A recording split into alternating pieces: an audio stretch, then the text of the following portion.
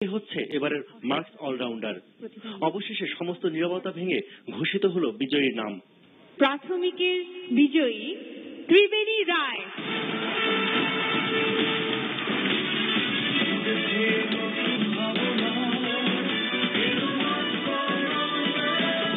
সুপ্রিয় দর্শক, ত্রিবেণী রায় প্রাথমিক গ্রুপ হতে সেরা মার্কস অলরাউন্ডার 2014।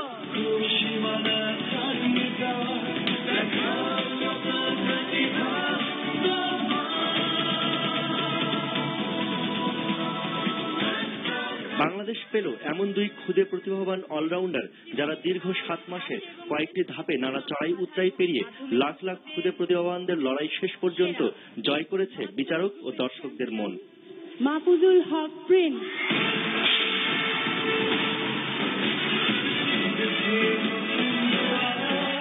ক্রেস্ট তুলে দিচ্ছেন জনাব নওশাদ করিম চৌধুরী। পুরস্কার হিসেবে এই দুই চ্যাম্পিয়নকে দেওয়া হয় ব্র্যান্ড নিউ প্রাইভেট কার। খুব ভালো লাগছে এখন, মানে ভাবতেই পারিনি যে চ্যাম্পিয়ন হব।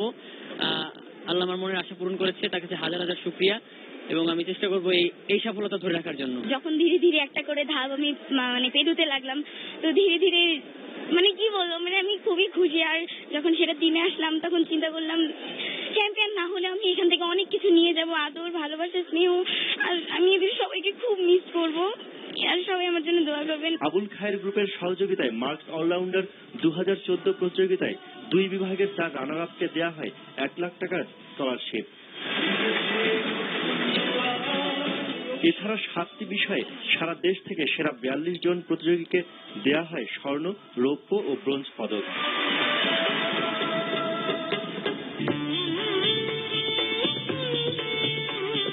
রাত 8টা 5 মিনিটে শুরু হয় গ্র্যান্ড ফিনালে।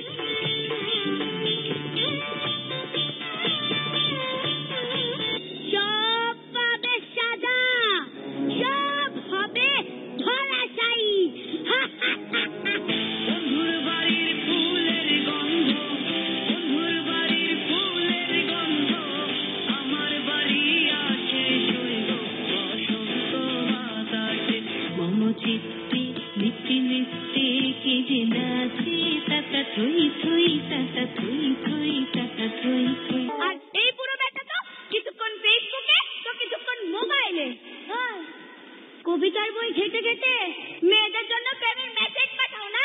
এনটিভির চেয়ারম্যান ও ব্যবস্থাপনা পরিচালক আলহাজ মোহাম্মদ মোসাদ্দেক আলী বলেন, শিশুদের জন্য বরাবরের মতো এবারও এনটিভি এই আয়োজন করতে পেরে গর্বিত। আর স্পন্সর প্রতিষ্ঠান আবুল খায়ের গ্রুপের ব্র্যান্ড ডিরেক্টর নওশাদ চৌধুরী বলেন, শিশুদের প্রতিভা বিকাশে এই প্রতিযোগিতা অগ্রণী ভূমিকা পালন করবে। মার্কস অলরাউন্ডার এমন একটি অনুষ্ঠান, এটা একটা প্রতিযোগিতা। এখানে এক পর্যায়ে এসে কেউ কেউ বাদ যাবে, কেউ অলরাউন্ডার হবে। সেখানে যারা অংশগ্রহণ করেছো, বিভিন্ন পর্যায়ে তোমাদেরকে সম্মানিত বিচারক এবং গ্রোমিং এর সময় যারা উপদেশ দিয়েছেন, তোমাদেরকে বিভিন্ন ব্যাপারে সাহায্য করেছেন কাজ করার জন্য, সেই উপদেশগুলো মনে রাখতে হবে। আমি আশা করব এবার যারা মার্কস অলরাউন্ডার হবে দেশের গণ্ডি ছাড়িয়ে বিদেশে আন্তর্জাতিক মানে বাংলাদেশের সুনাম অর্জন করবে। সবাই যেন আমরা এই কালচারাল ফাংশনগুলির সাথে সাথে লেখাপড়ার দিকে মন দিই। তোমাদের বয়স খুব কম, মাথায় থাকতে হবে আজকে মার্কস অলরাউন্ডার হওয়ার পরে শুধু গান বাজনা, নাচ, কৌতুকের মধ্যেই কিন্তু ডুবে থাকলে হবে না, এটা অবশ্যই করতে হবে। সাথে সাথে যেন আমরা ভুলে না যাই আমাদের আগামী দিনের কথা, সেই জন্য লেখাপড়া করতে হবে। দেশের সমস্ত অভিভাবকদের কাছে আমার একটাই অনুরোধ, স্কুল শিক্ষা এবং ধর্মীয় শিক্ষার পাশাপাশি শিশুদের পছন্দ অনুযায়ী একটি সংস্কৃতির একটি বিভাগে তাদের প্রতিভা বিকাশের জন্য তাদেরকে উৎসাহিত করবেন। আমাদের বিশ্বাস এই সামগ্রিক শিক্ষা তাদেরকে ভবিষ্যতে একজন আলোকিত মানুষ হিসেবে গড়ে উঠতে সাহায্য করবে। গ্র্যান্ড ফিনালের অন্যতম আকর্ষণ ছিল জনপ্রিয় সঙ্গীত শিল্পী অঞ্জন দত্তের গান। পাহাড়ের গন্ধ আমার নাকে চোখে, ব্র্যান্ডির নেশায় তোমার দু চোখ লাল, কখন যে সিগারেট থেমে যেত ঠোঁটের ফাঁকে, তবু যায়নি তো থেমে কোনদিন আমাদের চলাচল। পুঁথিগত শিক্ষার বাইরে শিল্প সংস্কৃতির সব অঙ্গনে সফল পদচারণা খুদে এই প্রতিভাবান শিল্পীদের সুযোগ্য মানুষ করে গড়ে উঠবে এক মেধাবী বাংলাদেশ। স্বপ্নিল সেই দিনের অপেক্ষায় এই আনন্দ যাত্রা।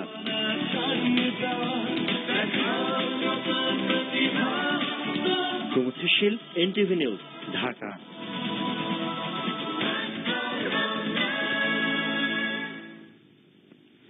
শুভেচ্ছা সেরা মার্কস অলরাউন্ডার ত্রিবেণী ও প্রিন্সকে। এবার অন্য প্রসঙ্গ। চলমান রাজনৈতিক পরিস্থিতিতে করণীয় ঠিক করতে দলীয় নেতাদের সাথে ধারাবাহিক বৈঠকের পর এবার 20 দলীয় জোটের শীর্ষ নেতাদের সাথে বৈঠক করেছেন বিএনপি চেয়ারপারসন ও জোট নেতা বেগম খালেদা জিয়া। বিএনপি চেয়ারপারসনের গুলশানের রাজনৈতিক কার্যালয়ে শনিবার রাত 9:15টায় শুরু হয় এই বৈঠক। প্রায় 2 ঘণ্টাব্যাপী চলা এই বৈঠকে আন্দোলনের পরবর্তী কৌশল নির্ধারণ নিয়ে আলোচনা হয়। আগামী 29 নভেম্বর কুমিল্লায় জোটের জনসভার পর আর কোথায় কোথায় জনসভা হবে সে বিষয়ে আলোচনা করেন জোট নেতারা। বৈঠকে জনসংযোগ কর্মসূচির বাইরে আন্দোলনকে আরও গতিশীল এবং চূড়ান্ত বিজয় অর্জনে কি ধরনের কর্মসূচি নেওয়া যায় সে বিষয়ে পরামর্শ দেন জোটের শরিক দলের নেতারা। তবে বৈঠকের সিদ্ধান্ত সম্পর্কে গণমাধ্যমকে আনুষ্ঠানিকভাবে কিছু জানানো হয়নি। বিএনপি চেয়ারপারসনের সভাপতিত্বে অনুষ্ঠিত এই বৈঠকে জোটের শীর্ষ নেতারা ছাড়াও উপস্থিত ছিলেন বিএনপির ভারপ্রাপ্ত মহাসচিব মির্জা ফখরুল ইসলাম আলমগীর। আওয়ামী লীগ আর গণতন্ত্র পাশাপাশি চলতে পারে না, এমন মন্তব্য করে ঢাকা মহানগরী বিএনপির আহ্বায়ক মির্জা আব্বাস অভিযোগ করেছেন বর্তমান সরকারের আমলে রাজনৈতিক নেতাকর্মীদের উপর নির্যাতন 72-75 সালের নির্যাতনকেও হার মানিয়েছে। মতের ভিন্নতা হলেই এখন গুম, খুন কিংবা মামলার শিকার হতে হচ্ছে বলে অভিযোগ করেছেন তিনি। আর বিশ্ববিদ্যালয়গুলোতে ছাত্রলীগের সন্ত্রাসী কর্মকাণ্ডের বিরুদ্ধে জনগণকে সম্পৃক্ত করে নেতাকর্মীদের আন্দোলনের আহ্বান জানিয়েছেন বিএনপির স্থায়ী কমিটির সদস্য ব্যারিস্টার রফিকুল ইসলাম মিয়া। শনিবার আলাদা অনুষ্ঠানে তারা এসব কথা বলেন। ইমরুল হাসানের রিপোর্ট। বিএনপির সিনিয়র ভাইস চেয়ারম্যান তারেক রহমানের জন্মদিন উপলক্ষে জিয়াউর রহমান ফাউন্ডেশন আয়োজিত আলোচনায় বিএনপি নেতাদের বিরুদ্ধে একের পর এক মামলা দেওয়ার সমালোচনা করে ঢাকা মহানগর বিএনপির আহ্বায়ক অভিযোগ করেন দেশকে নেতৃত্ব শূন্য করতে আওয়ামী লীগের পাশাপাশি চলছে আন্তর্জাতিক চক্রান্ত। তিনি বলেন, সকল ষড়যন্ত্র উপেক্ষা করে আন্দোলনের মাধ্যমেই দেশে ফিরিয়ে আনা হবে তারেক রহমানকে। সরকারকে অবৈধ উল্লেখ করে মির্জা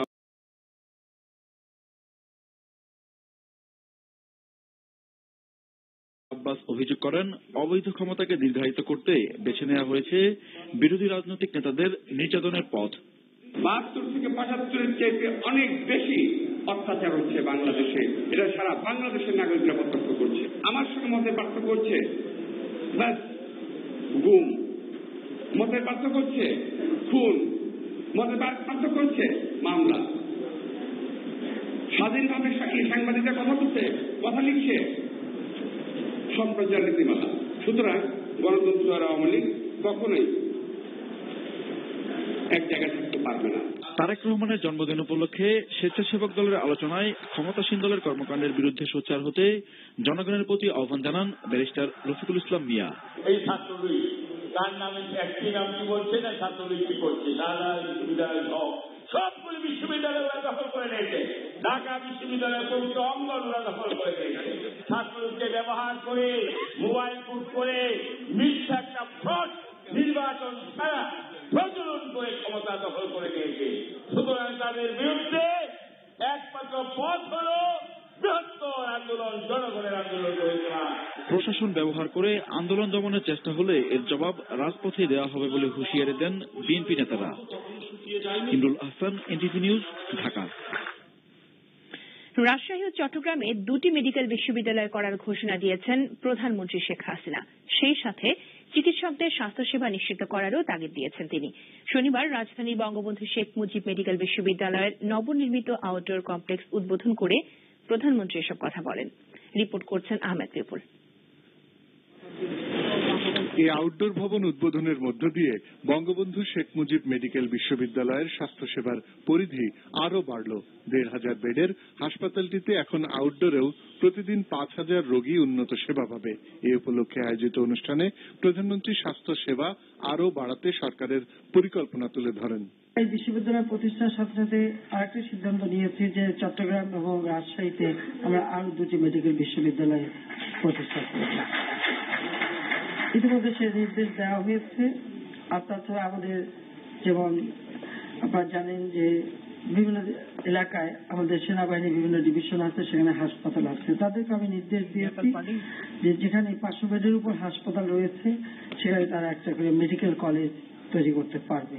স্বাস্থ্য খাতে বর্তমান সরকারের উন্নয়নের চিত্র তুলে ধরার পাশাপাশি প্রধানমন্ত্রী চিকিৎসকদের মানবিকতা নিয়ে রোগীর পাশে দাঁড়ানোর আহ্বান জানান।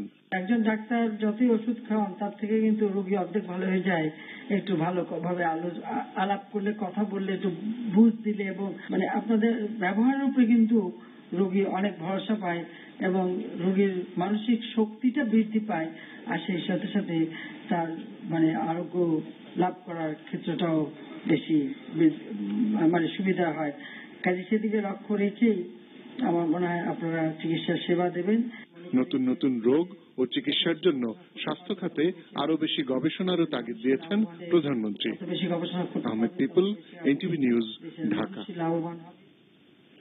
সিলেট শাহজালাল বিজ্ঞান ও প্রযুক্তি বিশ্ববিদ্যালয়ে ছাত্রলীগের 2 গ্রুপের সংঘর্ষের ঘটনায় নিহতের পরিবার ও বিশ্ববিদ্যালয় প্রশাসন 2টি মামলা দায়ের করেছে। শনিবার বিকেলে জালালাবাদ থানায় নিহত সুমনের মা প্রতিভা দাস অজ্ঞাত 120 জনের বিরুদ্ধে একটি হত্যা মামলা দায়ের করেন। এর আগে বিশ্ববিদ্যালয়ের রেজিস্ট্রার মোহাম্মদ ইশফাকুল হোসেন ভাঙচুর ও প্রক্টর আহত হওয়ার ঘটনায় অজ্ঞাত 250 জনকে আসামি করে আরেকটি মামলা দায়ের করেন। এছাড়াও ঘটনার পরদিন পুলিশ বাদী হয়ে অজ্ঞাত 250 জনের বিরুদ্ধে একটি পুলিশি কাজে বাধা ও অস্ত্র মামলা দায়ের করে। এদিকে পুলিশ এ পর্যন্ত 31 জনকে আটক করেছে, তাদের আদালতের মাধ্যমে জেল হাজতে পাঠানো হয়েছে। এই ঘটনায় সুষ্ঠু বিচারের দাবি জানিয়েছেন নিহত সুমনের মা প্রতিভা দাস। এদিকে বিশ্ববিদ্যালয় অনির্দিষ্টকালের জন্য বন্ধ ঘোষণা হলেও প্রথম বর্ষের ভর্তির কার্যক্রম স্বাভাবিক রেখেছে বিশ্ববিদ্যালয় প্রশাসন। বৃহস্পতিবার বিশ্ববিদ্যালয়ের শাহপরান হলের দখলকে কেন্দ্র করে ছাত্রলীগের পার্থ সবুজ গ্রুপ ও অঞ্জন গ্রুপের নেতাকর্মীদের মধ্যে সংঘর্ষে নিহত হন বহিরাগত ছাত্রলীগ কর্মী সুমন। আপনারা দেখছেন এনটিভির মধ্যরাতের খবর। এবার একটি বিরতি নিচ্ছি, ফিরে এসে যা থাকছে। রাজধানীতে ফুটওভার ব্রিজ ও এখানে এক পর্যায়ে এসে কেউ কেউ বাদ যাবে, কেউ অলরাউন্ডার হবে। সেখানে যারা অংশগ্রহণ করেছো বিভিন্ন পর্যায়ে তোমাদেরকে সম্মানিত বিচারক এবং গ্রোমিং এর সময় যারা উপস্থিত চেষ্টা হলে এর জবাব রাজপথে দেওয়া হবে বলে হুঁশিয়ারি দেন বিএনপি নেতারা। Imrul Ahsan, NTV news, Dhaka. রাজশাহী ও ব্র্যান্ডির নেশায় তোমার দু চোখ লাল। 20 দলীয় জোটের শীর্ষ নেতাদের সাথে বৈঠক করেছেন বিএনপি চেয়ারপারসন ও জোট নেতা বেগম খালেদা জিয়া। বিএনপি চেয়ারপারসনের গুলশানের রাজনৈতিক কার্যালয়ে শনিবার দলীয় নেতাদের সাথে ধারাবাহিক বৈঠকের পর এবার 20 দলীয় জোটের শীর্ষ নেতাদের সাথে বৈঠক করেছেন বিএনপি চেয়ারপারসন ও জোট নেতা Begum Khaleda Zia. BNP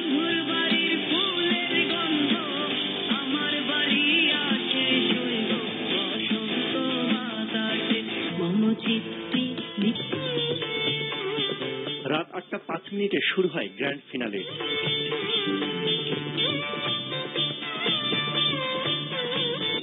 marks allrounder 2014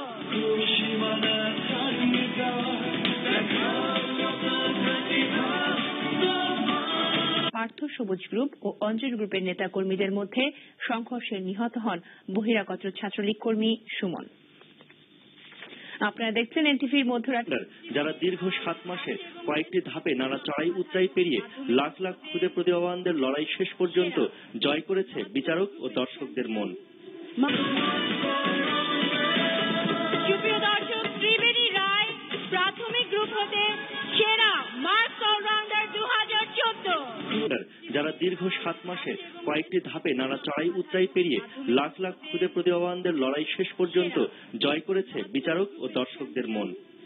সবগুলি বিশ্ববিদ্যালয় ওরা দখল করে নিয়েছে। ঢাকা বিশ্ববিদ্যালয়ের পবিত্র অঙ্গন ওরা দখল করে নিয়েছে। ছাত্রদেরকে ব্যবহার করে, মোবাইল ফুট করে, মিথ্যা ফাংশনগুলির সাথে সাথে লেখাপড়ার দিকে মন দিই। তোমাদের বয়স খুব কম, মাথায় থাকতে হবে আজকে মার্কস অলরাউন্ডার হওয়ার পরে শুধু গান বাজানো, নাচ, কৌতুকের কর্মীদের উপর নির্যাতন 72-75 সালের নির্যাতনকেও হার মানিয়েছে।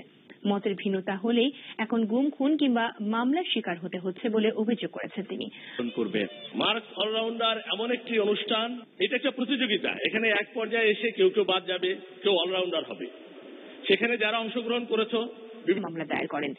এর আগে বিশ্ববিদ্যালয়ের রেজিস্ট্রার মোহাম্মদ ইশফাকুল হোসেন ভাঙচুর ও প্রক্টর আহত হওয়ার ঘটনায় অজ্ঞাত 250 জনকে আসামি করে আরেকটি মামলা দায়ের করেন।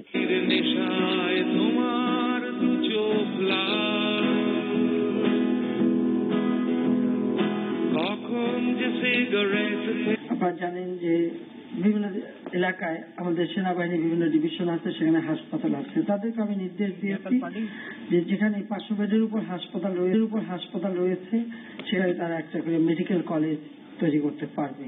স্বাস্থ্য খাতে বর্তমান সরকারের উন্নয়নের চিত্র তুলে ধরার পাশাপাশি প্রধানমন্ত্রী চিকিৎসক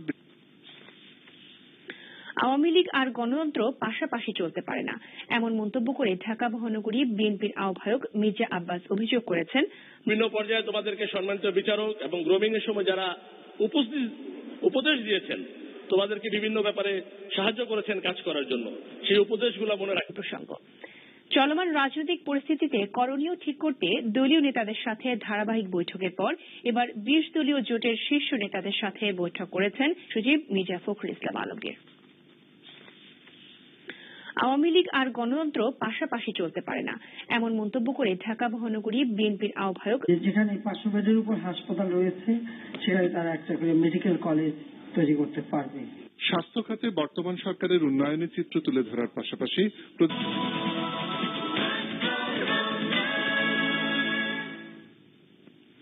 শুভেচ্ছা সেরা মার্কস অলরাউন্ডার ত্রিবেণী ও প্রিন্সকে। এবার অন্যদিকে জোটের শীর্ষ নেতারা ছাড়াও উপস্থিত ছিলেন বিএনপির ভারপ্রাপ্ত মহাসচিব মির্জা ফখরুল ইসলাম আলমগীর। আওয়ামী লীগ আর গণতন্ত্র পাশাপাশি করেছেন বর্তমান সরকারের আমলে রাজনৈতিক নেতাকর্মীদের উপর নির্যাতন 72-75 সালের নির্যাতনকেও হার মানিয়েছে। মতের ভিন্নতা হলেই এখন গুম খুন কিংবা